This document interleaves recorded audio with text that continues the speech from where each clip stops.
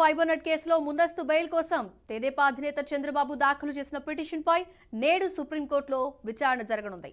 మధ్యాహ్నం 3 గంటలకు justice Anirudh Bose, justice బేలాయం Trivedi ధర్మాసనం ముందు ఈ కేసు విచారణకు రానుంది. అందులోని అంశాలు 17A సెక్షన్తో ముడిపడి ఉన్నందున ధర్మాసనం గతంలో ఈ కేసును వాయిదా వేసింది. అప్పటి వరకు చంద్రబాబుపై తదుపరి చర్యలు తీసుకోవద్దంటూ మౌఖిక ఆదేశాలు జారీ చేసింది.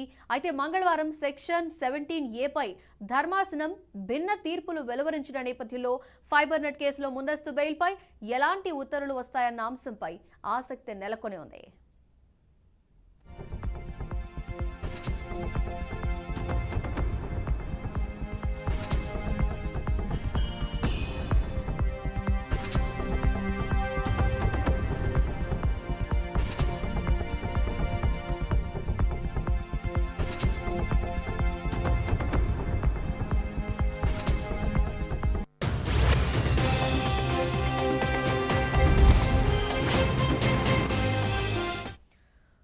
అయితే ఫైబర్నెట్ కేసులో ముందస్తు బెయిల్ కోసం తెదేపా అధినేత చంద్రబాబు దాఖలు చేసిన పిటిషన్పై ఇవాళ సుప్రీంకోర్టులో విచారణ జరగనుంది. మధ్యాహ్నం 3 గంటల సమయంలో జస్టిస్ అనిరుద్ బోస్, జస్టిస్ బేలాయం త్రివేది ధర్మాసనం ముందు ఈ కేసు విచారణకు రానుంది. ఇదే అంశానికి సంబంధించి మరింత సమాచారాన్ని మా ప్రతినిధి అశోక్ అడిగి తెలుసుకుందాం.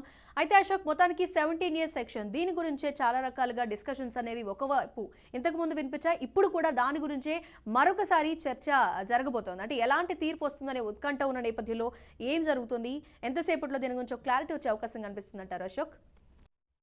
సో మౌనిక, ఫైబర్నెట్ కేసులో ముందస్తు బెయిల్ కోసం టీడీపీ అధినేత మాజీ సీఎం నారా చంద్రబాబు నాయుడు సుప్రీంకోర్టులో పిటిషన్ దాఖలు చేశారు. దానికి సంబంధించి ఈ రోజు మధ్యాహ్నం 3 గంటలకు జస్టిస్ అనిరుద్దీన్ బోస్, జస్టిస్ బేలా త్రివేది ధర్మాసనం ఈ కేసుపై తీర్పు ఇవ్వబోతోంది. సో ఇప్పటికే స్కిల్ కేసులో నిన్న ఇదే bench same అనిరుద్దీన్ Bose, justice Bela ఎం త్రివేది నిన్న భిన్నమైన తీర్పులు ఇచ్చారు. సెక్షన్ 17A వర్తిస్తుంది బాబు కానీ ఒకరు, వర్తించదని మరొకరు ఇచ్చారు. సో దీనివల్ల ఆ కేసుని త్రిసభ్య ధర్మాసనానికి పంపించినట్లు వాళ్ళు చెప్పారు. సో ఈ ప్రస్తుతం ఇప్పుడు చీఫ్ జస్టిస్ చేతిలో ఉంది కేసు. సో కాబట్టి ఈ ఫైబర్నెట్ కేసు సంబంధించి చూస్తే మాత్రం ముందస్తు బెయిల్ ఆయన గతంలో పిటిషన్ వేశారు. ఇప్పుడు ప్రస్తుతం హైకోర్టులో చంద్రబాబు నాయుడుకి పర్మనెంట్ బెయిల్ ఫైబర్నెట్ కేసులో పాటు స్కిల్ స్కామ్ లో కూడా ఆయనకు బెయిల్ వచ్చింది. కాబట్టి ప్రస్తుతం మరి ఈ ధర్మాసనం ఎలాంటి నిర్ణయం తీసుకుంటుందని చూడాల్సింది. సో సెక్షన్ 17A కేసు నిన్న అయిపోయింది. సో అది త్రిసభ్య ధర్మాసనానికి వెళ్తారు. కాబట్టి ఈ సెక్షన్ 17A వర్తిస్తుంది వర్తించదు అనే దానిపైన ఇంకా త్రిసభ్య ధర్మాసనం నిర్ణయం తీసుకోబోతుంది. కానీ ఈ ముందస్తు బెయిల్ అయితే పిటిషన్ దాఖలు చేశారో, సో ప్రస్తుతం అతనికి చంద్రబాబు నాయుడుకి 2 కేసుల్లో, అటు ఫైబర్నెట్ కేసులో, స్కిల్ స్కామ్స్ కేసులో రెండిట్లో బెయిల్ వచ్చింది. హైకోర్టు బెయిల్ ఇచ్చింది కాబట్టి, నార్మల్ బెయిల్ వచ్చింది కాబట్టి సుప్రీంకోర్టులో పెద్దగా దీనిపైన పెద్ద వాదనలు జరిగే అవకాశం లేదు. సో హైకోర్టులో బెయిల్ ఇచ్చింది కాబట్టి ఇక్కడ కూడా బెయిల్ ఇచ్చే అవకాశం ఉంటుంది. మౌనిక, అంటే ఈ బెయిల్ అనే సమస్య మాత్రం ప్రస్తుతం కంటిన్యూ అవుతూ వస్తుంది. అంటే బెయిల్ కంప్లీట్ గా వస్తుందా, లేదా విచారణ జరుగుతున్న నేపథ్యంలో మరొకసారి మళ్ళీ దీని గురించి అరెస్ట్ అంశం తెరపైకి వస్తుందా అనే టెన్షన్ నెలకొన్న నేపథ్యంలో ఎలా ఉంటుందని ఎక్కువ ఎక్స్పెక్టేషన్స్ నడుస్తున్నాయి అశోక్? సో ఇది బెయిల్ ఆల్రెడీ ఇచ్చింది హైకోర్టు, పర్మనెంట్ బెయిల్ చంద్రబాబు నాయుడుకి ఇచ్చింది కాబట్టి ఇప్పుడు సుప్రీంకోర్టులో ఈ కేసు పెండింగ్ లో ఉంది, ఫైబర్నెట్ కేసు. సో హైకోర్టు ఇచ్చింది కాబట్టి ఇందులో పెద్ద వాదనలు జరిగే అవకాశం లేదు. హైకోర్టు ఇచ్చిన నేపథ్యంలో ఈ కేసును నార్మల్ గా తీసుకుంటారు. కాబట్టి సెక్షన్ 17A పైన ప్రధానంగా ఆధారపడి ఉంటుంది. సో మిగతా అరెస్టులు మళ్ళీ ఇంకా అన్ని ఏముండవు. ఆ సెక్షన్ 17A ఇప్పుడు కీలకంగా మారబోతుంది కాబట్టి, సో నెక్స్ట్ ఈ ఫైబర్నెట్ కేసు ఏదైతే బెయిల్ ఉందో ఆ బెయిల్ ఆల్రెడీ హైకోర్టు ఇచ్చింది కాబట్టి సుప్రీంకోర్టు దీనిలో పెద్దగా వాదించడానికి ఏముండదు. సో హైకోర్టు ఇచ్చింది కాబట్టి సుప్రీంకోర్టు కూడా పెద్ద దీన్ని వ్యతిరేకించే అవకాశం లేదు. ఖచ్చితంగా హైకోర్టు అనుగుణంగానే బెయిల్ మళ్ళా ఇచ్చే అవకాశం ఉంటుంది.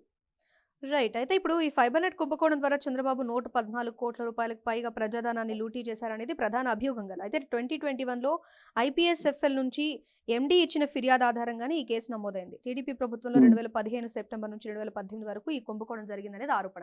అప్పట్లో ఈ 17A అనేది వర్తిస్తుంది. బట్ ఇప్పుడున్న కండిషన్స్ ప్రకారం అది వర్తించదు అనేది కీలక అంశం కాబట్టి 17A కీలకంగా మారుతుంది కాబట్టి ఖచ్చితంగా కొట్టేసే అవకాశాలు లేదా దీని గురించి ఒక జస్టిస్ ఏమైనా వచ్చే అవకాశాలు కనిపిస్తున్నాయంటారా అశోక్?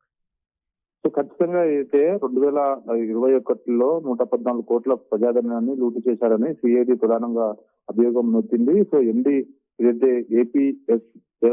ఎస్ఎఫ్పిఎల్ ఎండి ఇచ్చిన ఫిర్యాదు ఆధారంగా ఈ కేసు నమోదైంది. సో 2015లో టీడీపీ ప్రభుత్వం సెప్టెంబర్ నుంచి 2018 వరకు కుంభకోణం జరిగినట్లు సిఐడి చెప్తోంది. మొత్తం 2,000 కోట్లకు ఈ ప్రాజెక్టు కింద మొదటి దశలో 33 కోట్ల విలువైన పనులు చేపట్టారు. సో నిబంధనలకు విరుద్ధంగా చంద్రబాబు నాయుడు, లోకేష్ సన్నిహితులైన వేమూరి హరికృష్ణ ప్రసాద్ కు చెందిన టెరా సాఫ్ట్ కంపెనీకి టెండర్లు కట్టబెట్టారని ప్రధానంగా సిఐడి వాదించింది. సో ఈ కేసు 2015లో ఇది జరిగింది కాబట్టి 2015కు ముందు సెక్షన్ 17A లేదు. సో కాబట్టి సెక్షన్ 17A అమల్లోకి వచ్చింది 2018 తర్వాత. కాబట్టి ఖచ్చితంగా సెక్షన్ 17A ఒకవేళ అప్పటి అనుగుణంగా కేసును విచారిస్తే మాత్రం సెక్షన్ 17A చంద్రబాబు నాయుడుకి వర్తించదు. ఎందుకంటే అది 2015లో జరిగింది కాబట్టి. సో ఒకవేళ మళ్ళా దీనిపైన కూడా జస్టిస్ అనిరుద్దీన్ బోస్, జస్టిస్ బేలా ఎం త్రివేది మళ్ళీ వాళ్ళు ఎలా నిర్ణయం తీసుకుంటారని మనం వెచ్చురాల్సిన అవసరం ఉంది. ఒకవేళ 2018 తర్వాత కన్సిడర్ చేస్తే మాత్రం సెక్షన్ 17A వర్తిస్తుంది. 17A ఒకవేళ 2015లో ఈ వ్యవహారం జరిగింది కాబట్టి అది ఇట్లా కన్సిడర్ చేస్తే మాత్రం సెక్షన్ 17A చంద్రబాబు నాయుడుకి వర్తించదు. Mounika. Okay Ashok, thanks for your clear information.